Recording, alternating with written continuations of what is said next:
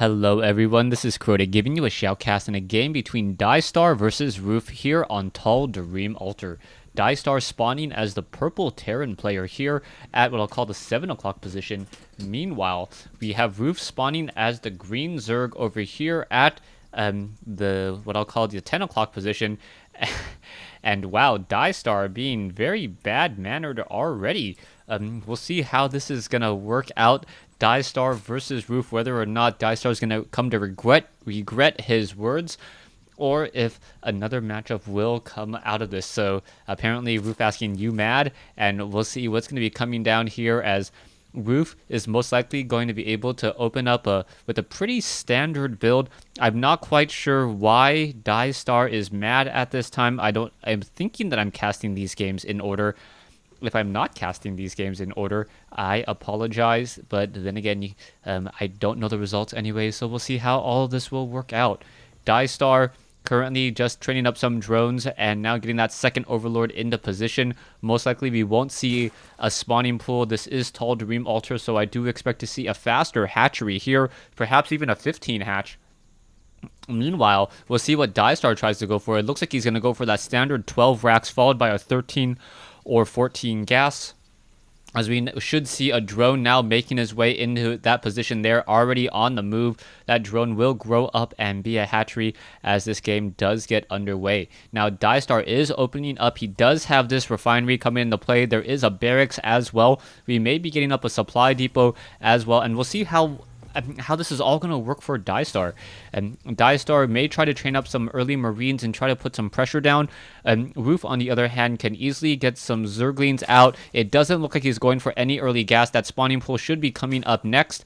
Oh, actually going for an extractor first. So Roof going into an extractor first. So that means that he will be further up that tech tree, as the drone did take a quick look around the base, sees that there is a refinery, saw the barracks, and now knows that he is instead just going to park himself at this one Zelnaga tower here and then keep on moving back home. So we'll see what Roof's strategy will be in the long run. You can see that the extractor is already up and running with 3 drones on gas. Spawning pool is already halfway completed, and the timing on this would normally indicate to me that he's not really trying to go for metabolic boost. Otherwise, the spawning pool could have been delayed just a little bit. Unless Roof really wanted to perhaps get those queens out earlier, it looks like he will have about 300 minerals, perhaps even into that 400 range, to double train queens and get 4 Zerglings as well, as now a Marine makes his way off to the north. Reactor Hellion play already starting in over here. This is going to lift off land and take the place of the factory there, as we now see a queen being added. The one Marine doesn't get any kills off, as drones now being transferred over here to the natural expansion location, and we are now going to see Roof going for that metabolic boost. So it is going to be Zerglings to try to fend off all of these Hellions, and that is going to be really bad news, especially as the command center has just been started. Most likely will be a lift-off swap here in just a moment. One Marine on the front door. That one factory is going to land, train up a Hellion or 2 most likely. There you go. There's one Hellion. There's that second Hellion, as the supply depot is about 2/3 or halfway completed. Spine crawler is being added as well. Drones are being added. The spine crawler and those Zerglings will really have to try to intercept and take down those Hellions. The Zerglings want to be able to perhaps catch those Hellions, not allow them to run by, as the spine crawlers do the majority of the bulk damage, and the Zerglings try to finish them off with their slow pecking attack. Roof is going for a second extractor and now going to root his spine crawler once more.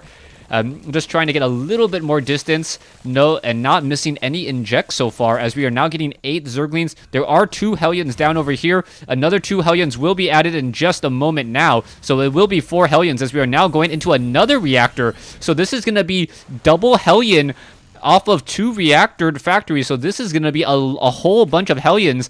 And if he doesn't get enough spine crawlers, this is going to be very, very difficult to intercept. The Zerglings are moving around the map very, very quickly. Now going to take down these rocks over here.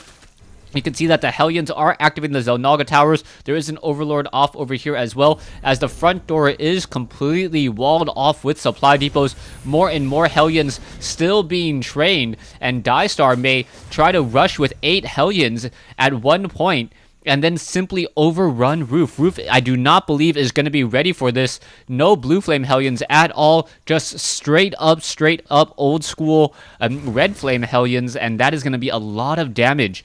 And if he's able to get into those mineral lines, this is pretty much an all-or-nothing strategy as the Zerglings are now running around. The rocks are currently at half-life. The Zerglings are now perhaps looking for those Hellions. There are 4 Hellions up on that high ground, and that is going to be a problem as we now have a total of 6 Hellions in play, with still 2 more being added, and finally a Tech Lab being thrown down as well. Another 2 more Hellions, so we are going to have a total of 15 Hellions, and 15 Hellions this early into the game.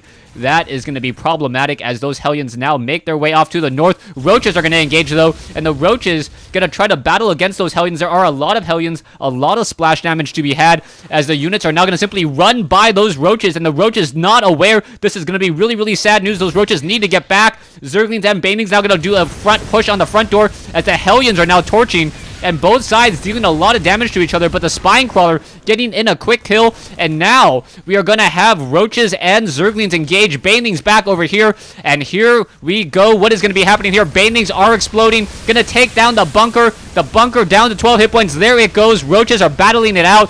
Banelings are off over here. What's going to be happening as those Roaches are coming in for a very large counterattack, counter push. Bunkers are trying to get repaired. Hellions are back over here. Zerglings and Banelings. There you go. Zerglings and Banelings are now just barreling their way in, and Diestar is in trouble. Diestar now down to 1 bunker only as the Roaches are continuing this push straight inside this base. Roaches going against mass Hellions, and Roof just doing a great job battling it out here. All the Marines were taken down as the Roaches are going up against SCVs. Not a very even fight at all, as those Roaches deal so much damage, and with a range of 5, able to deal a lot more damage as the Zerglings now swarming in once more. And I believe Diestar, if he really is mad, is not even going to give the GG and just leave the game after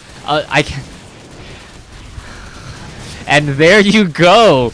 So yeah, no GG at all, and Diestar with a little bit of a rage quit there, as really Roof completely caught him off guard, completely bypassing all of those Hellions.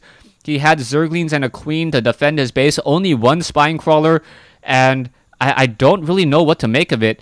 I think Roof just played really well. He had Zerglings and Banelings.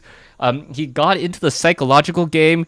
He figured that, hey, you know what, those Hellions are going to try to run inside my base. Who can win out in a war? With 1 Spine Crawler, those Hellions are only going to be dealing 6 damage in attack. Queens are there to try to heal each other as well. More Roaches would have been spawning anyways. And no Burrow, but at least all the drones perhaps could have been taken down, as it is finally 33 drones compared to 4. Roof not macroing, and instead playing a 2-base push, which is normally not in the normal repertoire of a Zerg. So Zerg players out there, if you see your opponent trying to establish up a 3rd base, you may try to do this, but then again, you may not want to try it. If you want to see a reason why not to try it, Goody had a very good example of how it could all fall apart, but that was on... And between Goody and Dimaga, checking out one of my other games. Thanks for watching. Thanks for listening. Hope you guys enjoyed it. And stay tuned for Game 2 in this matchup.